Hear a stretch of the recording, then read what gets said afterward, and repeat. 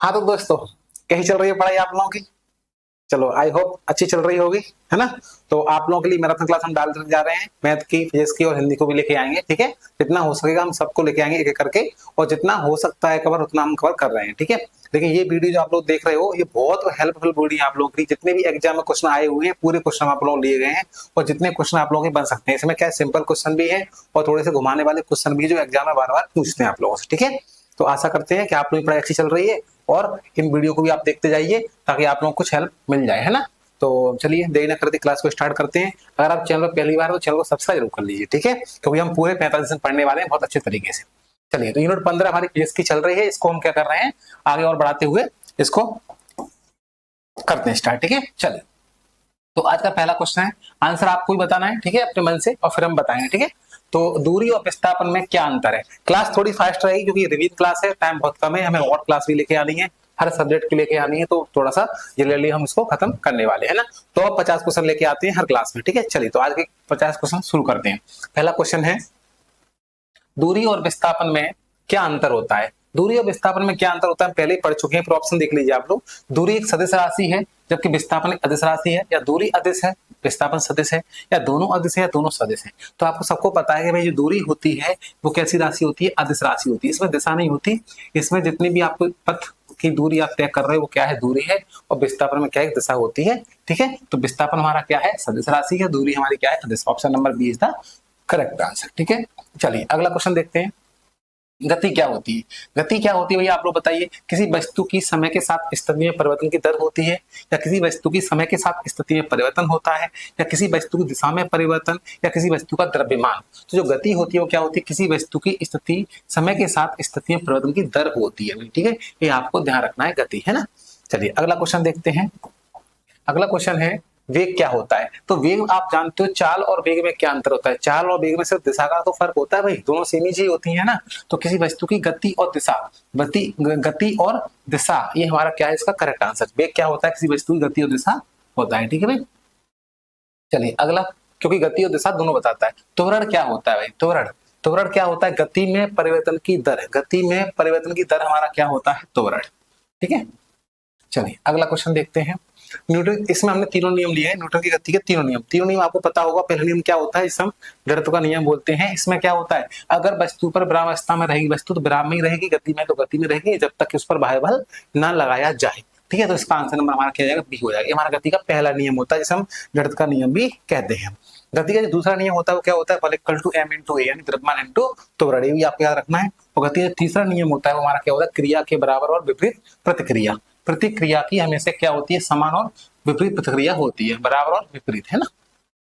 ये भी आपको ध्यान रखना है। तीनों नियम याद हो गए आप लोगों को। चलिए तीसरा अगला क्वेश्चन है, गति का समीकरण G बराबर U प्लस AT किसके द्वारा दिया गया है? भाई गति के तीनों समीकरण है वो तीनों किसने दिए, न्यूटन जी ने दिए। नाम ही लिखा है न्यूटन गति के तीनों नियम, ठीक है। तो तीनों नियम किसने दिए हैं, न्यूटन जी ने दिए। गति का पहला नियम क्या है, V बराबर U प्लस AT, आपको याद रखना है। पहला नियम क्या होता है, V बराबर U प्लस AT। दूसरा क्या होता है, एस बराबर UT plus half AT square, ठीक है। ये भी हमारा किसने दिया, न्यूटन जी ने ही दिया है, ठीक है। और तीसरा हमारा क्या होता है, बताओ, वी स्क्वायर बराबर यू स्क्वायर प्लस 2s क्या होता है, वी स्क्वायर बराबर u square plus 2s। V यहाँ पर क्या होता है, अंतिम वेग, यू क्या होता है, प्रारंभिक वेग, ये क्या होता है, त्वरण, एस क्या होती है, दूरी, ठीक है। ये हमारा किसने दिया है, न्यूटन जी ने दिया हुआ, ठीक है। न्यूटन जी है ना, नहीं न्यूटन जी। चलिए अगला क्वेश्चन देखते हैं। एक समान गति में वस्तु की गति कैसी होती है? फास्ट रिवीजन है, इतना रिवीजन जल्दी आप भी नहीं कर पाओगे, तो हमारे साथ आइए और करिए। एक समान गति में वस्तु गति कैसी होती है? एक समान है तो भाई कैसी होगी, स्थिर होगी, है ना। कैसी होगी, स्थिर होगी, ठीक है। अगला है, एक समान त्वरण में, त्वरण में वस्तु गति, त्वरण में वस्तु गति कैसी रहती है? त्वरण में वस्तु गति क्या है, एक समान है तो यहाँ पर त्वरण में तो क्या है, बदलती रहती है। क्या होती है, बदलती रहती है। चलिए, यदि कोई वस्तु 10 मीटर प्रति सेकंड की गति से चल रही है तो 5 सेकंड में वो कितनी दूरी तय करेगी? भाई यहाँ पर जो वस्तु की क्या दी गई है, गति दी गई है, यानी कि मीटर पर सेकंड, यानी कि चाल हमको दी गई है कितनी, 10 मीटर प्रति सेकंड, ठीक है भाई, मीटर पर सेकंड। और हमको क्या टी कितना दिया हुआ है, 5 सेकंड। हमको निकालना है दूरी, तो भाई दूरी का फॉर्मूला क्या होता है, चाल यानी वेग इंटू समय, या फिर चाल इंटू समय, कुछ भी बोल दो। 10 इंटू 5 कितना आ जाएगा भाई, आपका 50 मीटर पर सेकंड। 50 मीटर दूरी पूछ रहे हैं, दूरी कितनी आ जाएगी, 50 मीटर, कितनी आ जाएगी, 50 मीटर, ठीक है। तो हमारा option number B is the correct answer. अगला क्वेश्चन देखते हैं, यदि कोई वस्तु 20 मीटर प्रति सेकंड की गति से चल रही है, यहाँ पर वही है वेग या चाल, कुछ बोल दो। 20 कितनी दी है, 20 मीटर दी हुई है, ठीक है। कितनी दी है, 20। चलिए 20 मीटर पर सेकंड दी हुई है, ठीक है, और टाइम कितना दिया है 10 सेकंड, ठीक है भाई। वो कह रहे हैं 10 सेकंड के बाद उसकी गति 30 मीटर हो जाती है, मतलब यहाँ पर क्या है, तो ये प्रारंभिक वेग हो गया, कौन सा हो गया प्रारंभिक, और अंतिम वेग कितना दिया है 30 मीटर पर सेकंड दिया हुआ है। अब यहाँ पर क्या चेंज, तो क्या है, इसका त्वरण बताना है, तो ये त्वरण का जो फॉर्मूला होता है क्या होता है, अंतिम वेग माइनस प्रारंभिक वेग अपॉन समय। अंतिम वेग कितना है 30, प्रारंभिक कितना है 20, और बट्टे समय कितना है 10, कितना आ गया 10/10, यानी कि 1 मीटर पर सेकंड स्क्वायर है ना। त्वरण पूछ रहे हैं, त्वरण किसका आता है मीटर पर सेकंड स्क्वायर में, ठीक है। अगला है, एक सतह को दूसरी सतह पर फिसलने पर गति का विरोध करने वाला बल कौन सा है।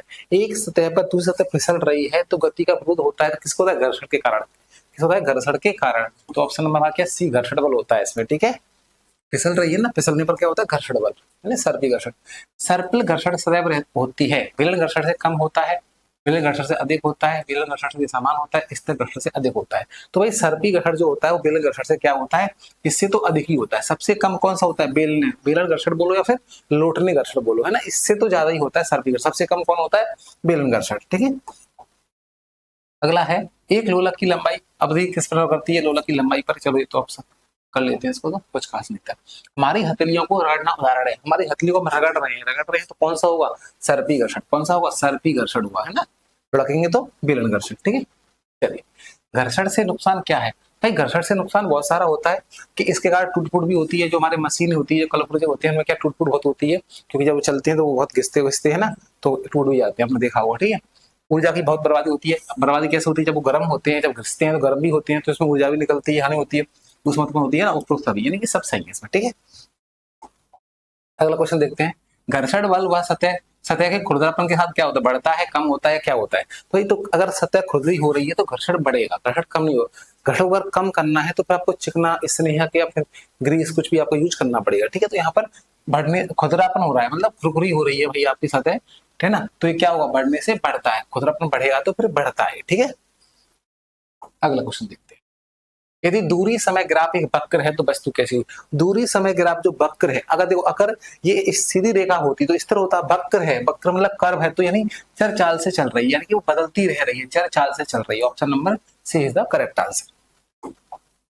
अगला क्वेश्चन, एक वस्तु की आगे पीछे की गति क्या कहलाती है। वस्तु की आगे पीछे गति क्या कहलाती है, भैया आप बताओ। ऐसे हमारा दिल है, धक धक करता है, धक धक धक धक, आगे पीछे हो रहा है, तो क्या कहलाती है भाई बताइए, स्पंदनशील, क्या कहलाता है, स्पंदनशील, ठीक है। चलिए, संपर्क बल के लिए एक उदाहरण क्या है। संपर्क बल पेशी बल, नाभिकीय, चुंबकीय, गुरुत्वीय। संपर्क बल, अगर संपर्क बल हो रहा है भाई दो चीजों के बीच में, तो उसे हम क्या बोलते हैं, पेशी बल बोलते हैं। क्या बोलते हैं, पेशी बल। एक एग्जांपल ले ले, मान लो हम किताब उठा रहे हैं भाई, तो अपने हाथ से उठा रहे हैं, तो हमारी पेशियों में क्या बल लग रहा है, तो कौन सा बल है, पेशी बल, ठीक है। तो ये आपको ध्यान रखना है। घर्षण का बल अधिक बड़ा होता है यदि एक रुक्ष पृष्ठ सम्मिलित हो, एक नरम पृष्ठ, दो सतह सम्मिलित हो, या दोनों में से कोई पृष्ठ सम्मिलित ना हो। तो यहाँ पर रुक्ष मतलब खुरदरा टाइप का, तो ऑप्शन नंबर यहाँ पर इसका ए सी हो जाएगा। अगर ऐसा है तो घर्षण का बल क्या होगा, अधिक होगा, ठीक है। प्रकाश की चाल कितनी होती है, आपको सबको याद होगा, 3 × 10⁸ मीटर पर सेकंड होती है प्रकाश की चाल, ठीक है। चलिए अगला क्वेश्चन देखते हैं, सुपर फास्ट रिवीजन हमारा। संपर्क बलों का युग्म क्या है। पेशी बल और घर्षी बल संपर्क बल है क्या, चुंबकीय बल गुरुत्वीय बल, गुरुत्वीय बल घर्षण बल, गुरुत्वीय बल पेशी बल। तो भाई पेशी बल बताया था मैंने अभी, संपर्क का ही उदाहरण होता है ना, ठीक है। और ये हमारा कौन सा, घर्षण बल। घर्षण बल में क्या होता है, दो तत्वों के बीच संपर्क होता है। तो ऑप्शन नंबर हमारा क्या ए इज द करेक्ट। इसमें क्या है, इसमें एक घर्षण पेशी, लेकिन दोनों होना चाहिए, तो उदाहरण हमारा पहला वाला हो जाएगा। दूरी समय ग्राफ से हम ज्ञात कर सकते हैं, दूरी समय ग्राफ से हम क्या ज्ञात कर सकते हैं बताओ। वाहन का आरंभ बिंदु और अंतिम बिंदु, सड़क की प्रगति, सड़क की माप, वाहन द्वारा लिए गए या फॉलो किए गए मार्ग का आकार। तो भाई दूरी समय ग्राफ से हम क्या करते हैं, प्रारंभ कहाँ से वस्तु चली, कहाँ पर एंड हुई, यानी प्रारंभ अंतिम बिंदु की क्या करते हैं, वाहन का आरंभ और अंतिम बिंदु को ज्ञात कर सकते हैं दूरी समय ग्राफ से, ठीक है। ऑप्शन नंबर ए हो जाएगा इसका आंसर। अगला है, एक गतिमान बस रुक जाती है जब उसका इंजन बंद कर दिया जाता है, इसका कारण क्या है।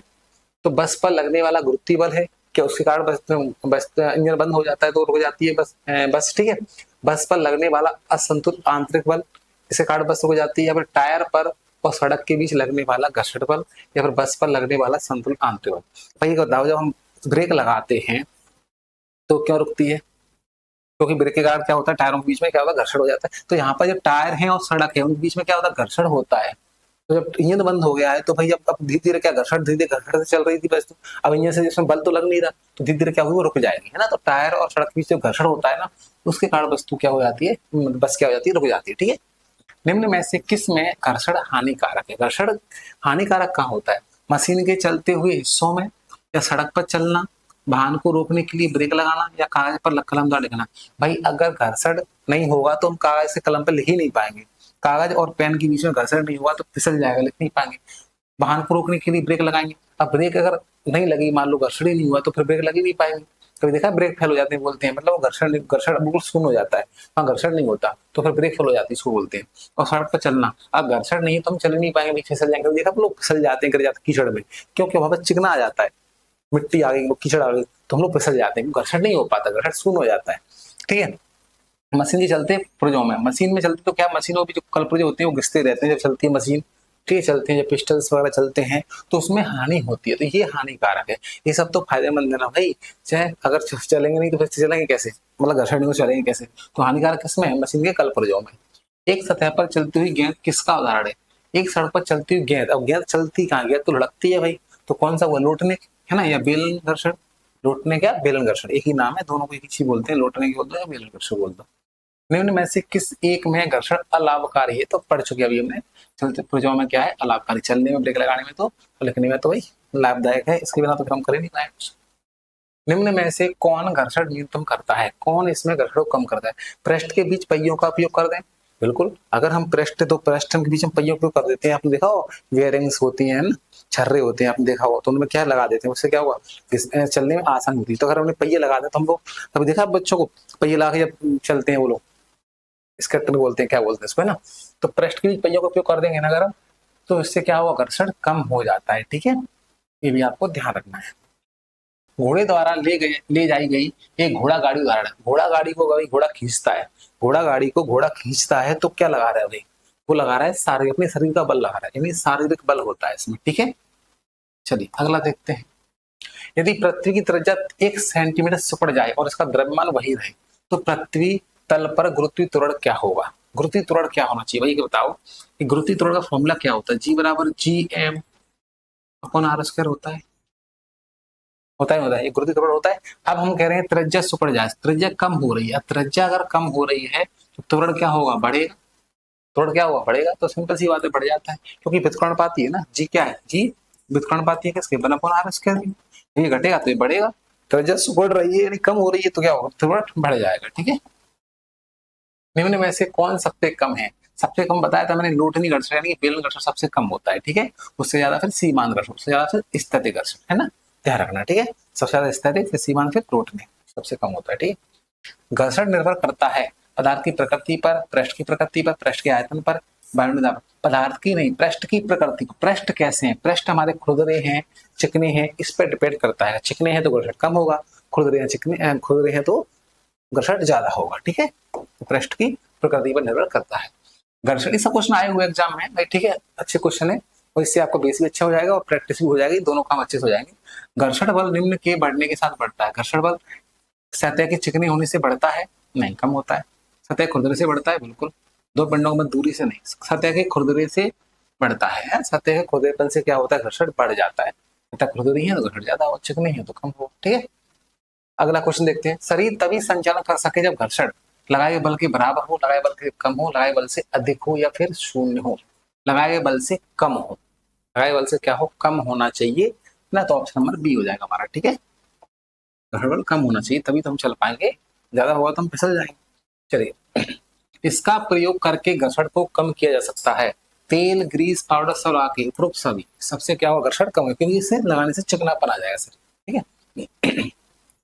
बॉल बियरिंग प्रयोग किए जाते हैं उसी स्थिति में रहने के लिए, घर्षण बढ़ाने के लिए, घर्षण को पर्याप्त करने के लिए, घर्षण को कम करने के लिए। बॉल बियरिंग यानी कि छर्रे टाइप के बॉल बियरिंग होती है ना, आप गोल गोल से, ये बोल दो आप, सिंपल सी बात। तो घर्षण कम करने के लिए इसका उपयोग किया जाता है बॉल बियरिंग का। आपने देखी हुई बियरिंग होती है, लगी रहती है हमारी, ठीक है, मशीनों में। यदि जब किसी वस्तु पर एक नियत बल लगाया जाता है तो यह गति करती है।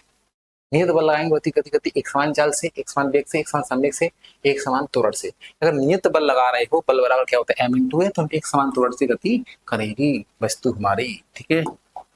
अगला क्वेश्चन देखते हैं। एक संपर्क बल नहीं लग सकता छूने पर, धातु की सतह से छूने पर, लकड़ी की छड़ से छूने पर, खाली जगह पर। भाई एक चीज बताओ, संपर्क बल है, संपर्क मतलब जब दो सतहों को संपर्क कहा जाता है, छूने पर हम संपर्क कर रहे हैं ना, धातु छड़ से भी हम छू रहे हैं, लकड़ी की छड़ से भी छू रहे हैं, लेकिन खाली जगह पर संपर्क ही नहीं हो रहा, खाली जगह है तो फिर कहां से, तो इसका नहीं लग सकता मतलब खाली जगह पर, ठीक है। इसका ऑप्शन में डी हो जाएगा। अगला, जब एक सतह दूसरी सतह पर फिसल रही है तो मौजूद घर्षण क्या कहलाता है? फिसल रही है तो क्या कहलाएगा भाई?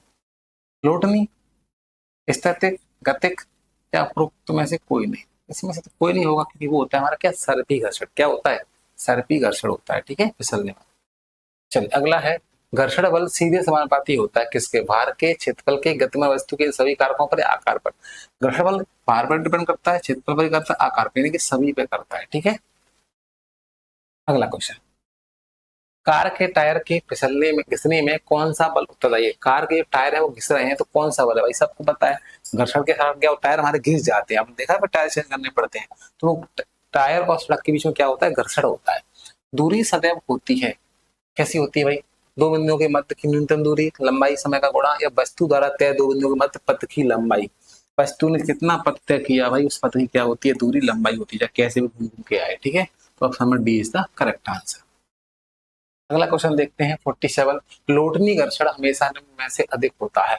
लोटनी घर्षण किससे ज्यादा होता है? सबसे कम होता है। चलिए अगला देखते हैं, यदि जी गुरुत्वीय त्वरण तथा आर पृथ्वी की त्रिज्या हो तो पृथ्वी का द्रव्यमान क्या होगा? भाई देखो, अभी हमने फॉर्मूला पढ़ा कि जी बराबर क्या होता है, गुरुत्वीय त्वरण जी बराबर G M upon R square, ये होता है, ये होता है हमारा गुरुत्वाकर्षण नियतांक, है ना। और ये हमारा जी क्या है? गुरुत्वीय त्वरण, एम क्या है? पृथ्वी द्रव्यमान, आर क्या है? पृथ्वी त्रिज्या। हमको निकालना है पृथ्वी का द्रव्यमान, द्रव्यमान एम निकालना है, तो भाई एक काम करो, उसको उधर ले जाओ और कैपिटल जी कहा जाएगा नीचे, ये द्रव्यमान आ गया पृथ्वी का, G G small g R square upon capital G. Option number A होगा हमारा, ठीक है, आंसर कौन सा होगा? ए वन सी, ठीक है। अगला देखते हैं, घर्षण बल दो गतिशील सतहों के मध्य किसके कारण होता है? मुलायमपन, खुरदरेपन। खुरदरेपन के कारण होता है सतहों के मध्य घर्षण, क्या होता है? खुरदरापन। जितना ज्यादा होगा उतने क्या घर्षण ज्यादा होता है। अगर हमारा क्या है, मुलायमपन या चिकनापन है तो फिर घर्षण कम होगा, ठीक है। चलिए अगला क्वेश्चन, वस्तु पर घर्षण बल को कम करने के लिए आप क्या प्रयोग में ला सकते हैं? तो इसमें वस्तु की आकृति को सुप्रवाही बना दो, बिल्कुल सही बात है। मध्य संपर्क में आने वाले क्षेत्रफल को कम कर दो, ये भी ठीक है। क्षेत्रफल कम होगा तो घर्षण भी कम होगा, क्षेत्रफल ज्यादा होगा तो घर्षण ज्यादा होगा। तेल लगाकर स्नेह वगैरह, तो इसमें सभी आंसर सही है, इसका ऑप्शन नंबर डी हमारा करेक्ट आंसर। चलिए 50 क्वेश्चन हो चुके हैं, एक क्वेश्चन और देख लेते हैं। वाहन के पहियों में खांचों को बनाया जाता है ताकि घर्षण हट जाए, घर्षण एक समान रहे, घर्षण में वृद्धि हो, घर्षण कम हो। घर्षण, वाहन के पहियों में खांचों को बनाया जाता है क्योंकि घर्षण बढ़ जाए, घर्षण बढ़ जाएगा तो क्या है? टायर फिसलेंगे नहीं, ठीक है। इसका ऑप्शन नंबर ए सी हो जाएगा हमारा। वाहन के पहियों में खांचों को बनाया जाता है क्यों? क्योंकि घर्षण में वृद्धि हो जाए, जिससे क्या? टायर फिसले ना, ठीक है। घर्षण कम हो जाएगा तो फिर दिक्कत है ना, खांचे बनाने से वृद्धि होगी घर्षण में, ठीक है। अगला है, जब किसी पिंड को आप वेग दुगुना कर देते हैं तब संवेग दुगुना हो जाता है, गति ऊर्जा दुगुनी हो जाती है, त्वरण दुगुना हो जाता है, या फिर स्थिर दुगुनी जाती है। जब पिंड का वेग दुगुना करते हैं तो पी बराबर क्या होता है? M v. संवेग पूरा क्या होता है? M v. अब वेग को आप दुगुना कर रहे हो, पी बराबर एम इंटू भी को कर रहे हो आप 2 भी, तो बताओ पी का कितना आ गया? 2 एम बी, यानी 2 पी बी। एम बी क्या होता है? बी। पी कितना आ गया? 2 पी आ गया, मतलब कि संवेग दोगुना हो जाता है। ऑप्शन नंबर हमारा क्या इज द करेक्ट आंसर, ठीक है। तो ये क्लास हमारी 52 क्वेश्चन हमारे हो चुके हैं, बहुत सुपर फास्ट हमने रिवीजन किया हुआ है। तो बताओ वीडियो कैसी लगी, अगर ऐसी और वीडियो चाहते हो, ठीक है, तो हम आप लोग की और वीडियो लेके आएंगे। लेकिन चैनल को सब्सक्राइब करो, लाइक करो, शेयर करो, कमेंट भी करो, ठीक है। तो मिलते हैं क्लास में, धन्यवाद।